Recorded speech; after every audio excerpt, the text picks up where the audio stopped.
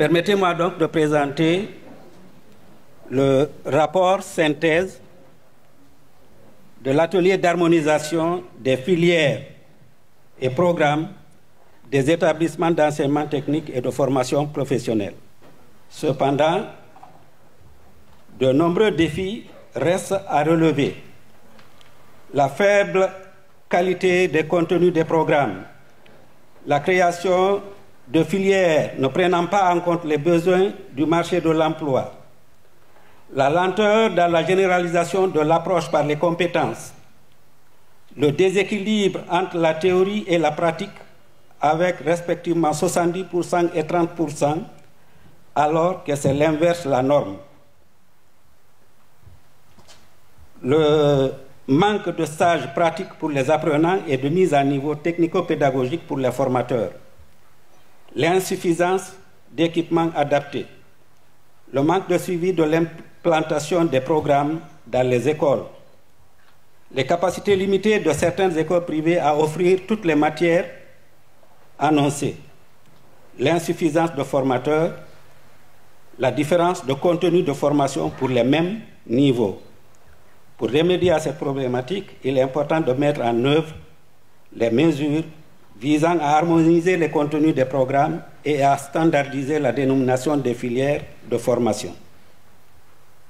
L'objectif global visé par l'atelier était de faire l'état des lieux des filières et programmes existants en vue de les analyser et de les harmoniser sur les plans de la dénomination, de la pertinence et des approches.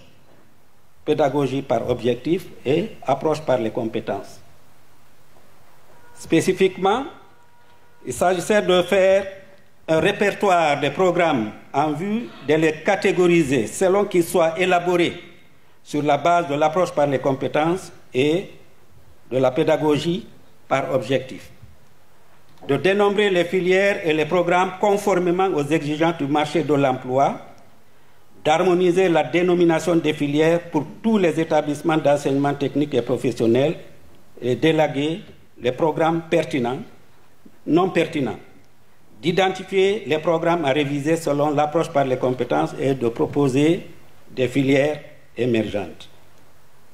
Les résultats attendus sont: un répertoire des programmes est disponible, l'harmonisation des dénominations est faite, des filières émergentes sont identifiées, les programmes existants sont catégorisés selon qu'ils soient sur la base de l'approche par les compétences ou de la pédagogie par objectif. Déroulement. Ce présent atelier a la particularité d'être plus technique que protocolaire. Ainsi, la cérémonie d'ouverture a porté essentiellement sur le discours d'orientation du chef de service de développement des programmes et coordination pédagogique qui, dans son intervention, a indiqué que l'organisation de cet atelier permettra de réfléchir sur comment faire face aux nombreux défis auxquels le système de l'enseignement technique en particulier est confronté. Au nombre de ceux-ci, on peut citer l'inadéquation entre la formation et les exigences du marché de l'emploi, la prédominance de la théorie sur la pratique, la disparité dans les pratiques et contenus d'enseignement tant sur le plan de la dénomination des filières que sur le plan des approches d'enseignement.